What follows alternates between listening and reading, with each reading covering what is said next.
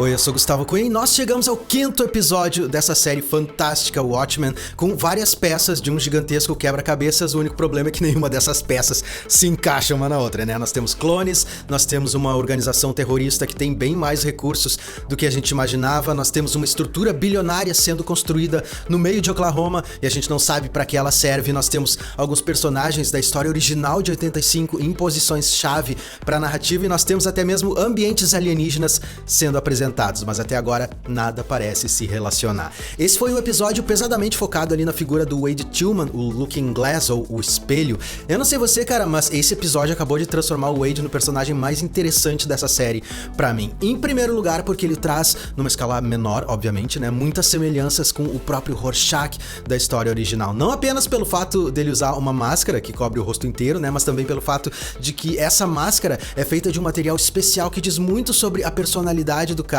que tá por trás dela. Eu não lembro se no filme os caras citaram isso, mas no quadrinho nós descobrimos que o motivo da máscara do Rorschach tá sempre constantemente ali mudando os padrões das manchas é pelo fato de que ela foi feita com um tipo de tecido especial criado pelo Dr. Manhattan. Esse tecido mudava de aparência conforme as mudanças de calor e de pressão do corpo, então a máscara era uma espécie de reflexo do que se passava com os sentimentos mais íntimos ali do Rorschach. É por isso que ele se referia àquela máscara como o rosto dele, porque se você olhasse direto pro rosto dele sem a máscara, você não veria a verdade do que se passava na mente e no coração do cara, você só veria isso olhando pra máscara do Rorschach. Da mesma forma, o tecido da máscara do espelho, né, o Looking Glass, é feito de reflectatina, cara, e tem uma função, que seria proteger o usuário no caso de mais um ataque psíquico extradimensional promovido por outra lula gigante. Uma outra semelhança bem bacana com o Rorschach é a forma como o espelho faz as suas refeições, né, puxando apenas a parte de cima da máscara pra cima, e os dois parecem compartilhar uma preferência bem estranha por feijões congelados. Esse episódio começa em uma noite tranquila na cidade de Hoboken, que fica no estado de Nova Jersey,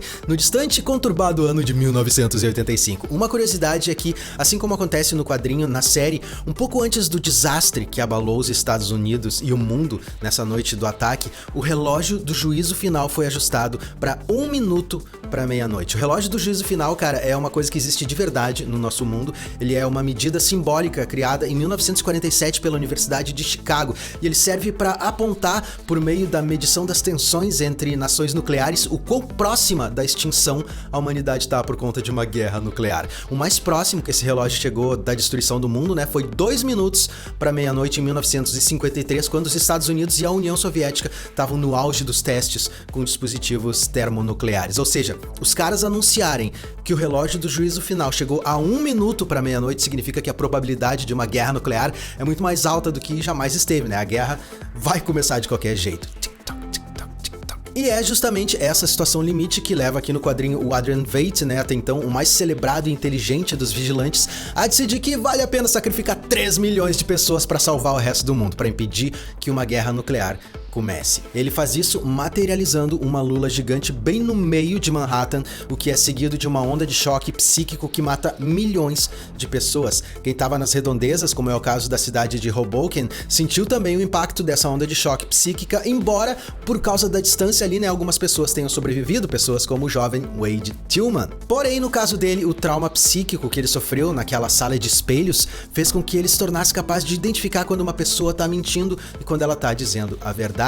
Uma outra característica que ele tem em comum com o Rorschach é a paranoia, né? No caso do Wade, é uma paranoia com possíveis novos ataques psíquicos de outra dimensão. Nós vemos nesse episódio como o cara se tornou um refém desse medo, dessa paranoia. Isso fez com que ele montasse um grupo de apoio para pessoas com estresse pós-traumáticos causados ali, né, pelo acidente da Lula em 1985, assim como fez com que ele comprasse todo tipo de bugiganga de uma companhia chamada Extra Dimensional Security, que fornece todo tipo de apetrecho para que as pessoas se protejam, cara. O Wade montou um bunker só pra se proteger de um outro possível ataque. Agora, velho, imagina o que deve ter sido pra esse cara. Descobrir que o evento que pautou toda a vida dele desde aquela noite, o medo e o desespero que ele sente todos os dias, o perigo eminente que transformou a vida dele, não passou de uma armação, cara. A maior mentira já contada.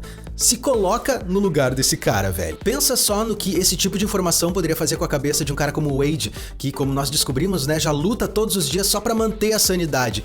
Dizem que a verdade liberta e eu acho que no próximo episódio nós vamos ter um exemplo extremo do que isso pode significar. O Wade finalmente foi libertado pela verdade, mas o que isso vai fazer com o personagem a gente ainda não pode antecipar, né? A 7ª Cavalaria conseguiu que ele incriminasse a Angela, mas os terroristas não parecem ter muita certeza do que ele vai fazer a seguir, assim como nós. Sendo assim, no final do episódio, né, eles aparecem ali descendo de uma caminhonete com as piores intenções possíveis, armados até os dentes e indo em direção à casa do Wade, a clássica queima de arquivo. E um pouquinho antes de entrar em casa, cara, o Wade quase joga fora o novo sistema de alarme contra lulas que mandaram pra ele pelo correio. Lembra que ele pediu um novo pelo correio? Bom, já que nós tocamos ali no nome da 7ª Cavalaria, vamos falar um pouco mais deles, cara. Esse episódio de ontem mostrou que, no que diz respeito a esse grupo terrorista, o buraco é bem mais embaixo, né? Os caras não apenas têm nas suas fileiras um senador dos Estados Unidos, o Joe Keane, mas também conhecem todas as identidades de todos os detetives mascarados de Tulsa e estão conduzindo testes com uma janela de teletransporte CX-924. Na história original, o mundo acredita que foi exatamente essa tecnologia que trouxe a primeira lula transdimensional em 1985. Essa tecnologia estava sendo estudada para que ela servisse como um canal para obter energia limpa de dimensões paralelas. Olha só que coisa sensacional, velho. Ah, e antes que você me diga que isso é muita viagem da série, fique sabendo que Stephen Hawking, que Deus o tenha, descreve as possibilidades de obtenção desse tipo de energia de outras dimensões nesse livro aqui, cara. Eu fiz o review desse livro, esse livro é fantástico, breves respostas para grandes questões. Eu vou deixar o link dele aqui embaixo e nos cards também para você assistir depois, certo? A grande pergunta nesse caso é como os caras da 7ª Cavalaria conseguiram colocar as mãos em uma tecnologia como essa. Talvez o próprio senador Keane tenha mexido os pauzinhos ali para que esse item fosse devidamente extraviado. No quadrinho, o público passou a acreditar que a lula tinha vindo de outra dimensão porque ela apareceu justamente em cima do prédio do Instituto de Estudos Extraespaciais.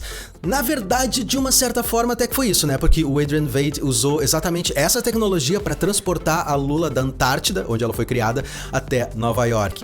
Porém, como nós descobrimos nessa série, né, um dos resultados do plano do Adrian Veidt foi o fato de que o mundo passou a repudiar todo tipo de tecnologia que pudesse ter algum tipo de relação com as experiências do Dr. Manhattan, porque a tecnologia da janela de teletransporte é baseada justamente na energia que o Dr. Manhattan costumava usar para se teletransportar. É por isso que aquela bola de basquete sempre aparecia no meio de um clarão azul. E é por isso também que o mundo não tem internet, não tem smartphones, não tem redes sociais, porque tudo isso teria sido baseado nas experiências e avanços tecnológicos das experiências do Dr. Manhattan e seriam, portanto, potencialmente perigosas. Muito bem, cara, e por que diabos o senador Keane tá apadrinhando a 7ª Cavalaria?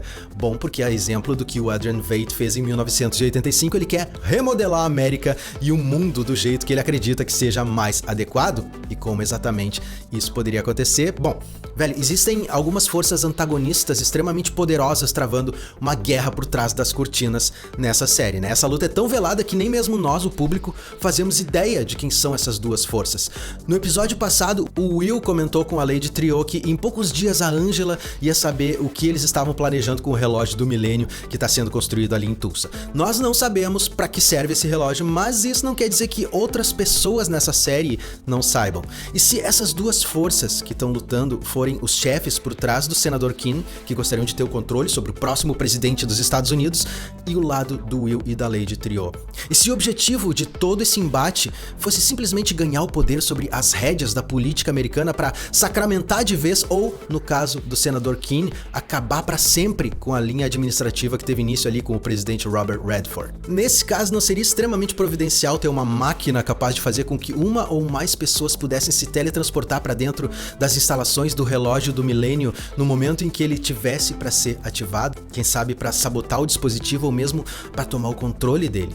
Vou dizer uma coisa para você, cara, esses próximos 4 episódios vão ser muito pouco para explicar tudo que a série ainda tem para explicar, né? Isso que a gente ainda nem falou do Adrian Veidt nesse episódio, né? Eu nem vou comentar o vídeo que ele fez pro presidente explicando o plano dele, porque eu não poderia explicar melhor do que o próprio Adrian Veidt. A única coisa que eu posso reforçar aqui é que as tempestades de lulas que nós vemos na série são realmente provocadas pelo próprio governo como uma forma de reforçar a ideia de que um ataque transdimensional continua sendo uma probabilidade. Aliás, isso tem sido terrível para Nova York na série, né? A gente vê um teste de uma propaganda que tem como objetivo fazer com que as pessoas voltem a morar em Manhattan. E é claro que o lugar deve ter se desvalorizado totalmente por conta do que aconteceu em 85. Provavelmente as pessoas imaginam que se um portal foi aberto lá uma vez, ele pode se abrir novamente a qualquer momento. No final das contas, o plano do Adrian Veidt de conquistar a paz mundial Mundial acabou falhando, né? Porque nós descobrimos que os Estados Unidos continuam na corrida armamentista com a Rússia e a segregação racial continua pior do que nunca nos Estados Unidos. Os índices de criminalidade no país estão tão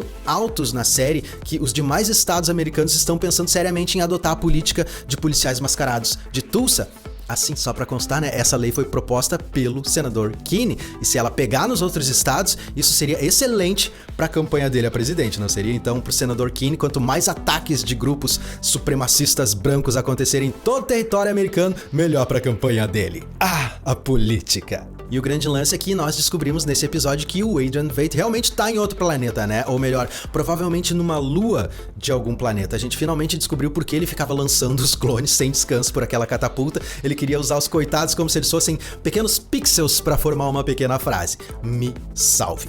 Aliás, não foi apenas isso que ele escreveu, né? Ali na frase a gente vê escrito me salve e logo depois uma letra D. O diretor desse episódio sabidamente não quis nos dizer o que mais o Adrian estava tentando escrever com os corpos dos clones, mas já dá pra ter uma ideia, né? Poderia ser alguma coisa como me salve, doutor.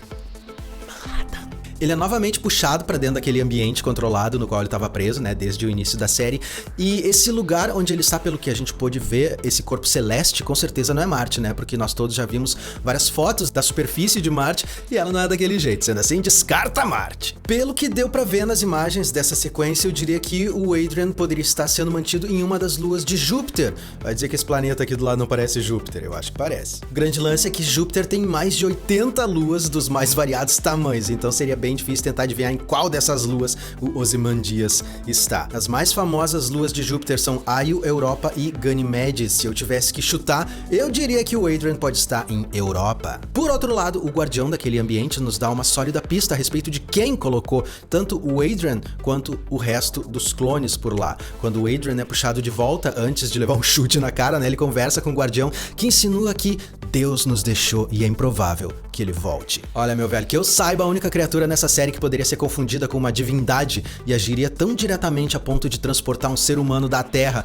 para um ambiente artificialmente criado do nada numa lua alienígena seria o Dr. Manhattan, até porque no quadrinho original ele diz pro próprio Adrian Veidt que vai partir e que provavelmente vai criar vida em algum lugar da galáxia, porque... Bom, porque ele pode. Aliás, cara, muitas referências que aparecem na série estão aqui nesse quadrinho. Se você tiver interesse em ler, eu também vou deixar o link dele aqui embaixo na descrição do vídeo pra você, certo? Eu recomendo porque esse quadrinho é simplesmente fantástico. Enquanto isso, nós temos a Angela nesse episódio engolindo todas as pílulas de nostalgia que o avô dela deixou pra ela. Provavelmente o intuito dele tinha sido justamente esse, né? O que acontece é que nostalgia é uma droga que armazena as memórias de uma determinada pessoa. O uso desse tipo de droga geralmente causa psicose nos usuários. Ou seja, cara, no próximo episódio pode ter certeza que a gente vai ver a Angela tendo uma senhora bad trip. Ela vai ficar muito louca. No quadrinho, Nostalgia era o nome de uma fragrância de colônia das indústrias Veidt. Olha só que demais. É bem provável que, com a incorporação da empresa do Adrian pelas indústrias da Lady Trio, os novos donos tenham usado o brand, né, consagrado ali pelas colônias, para criar um produto ainda mais popular. Pelo menos até eles descobrirem, né, que esse produto deixava as pessoas completamente piradas.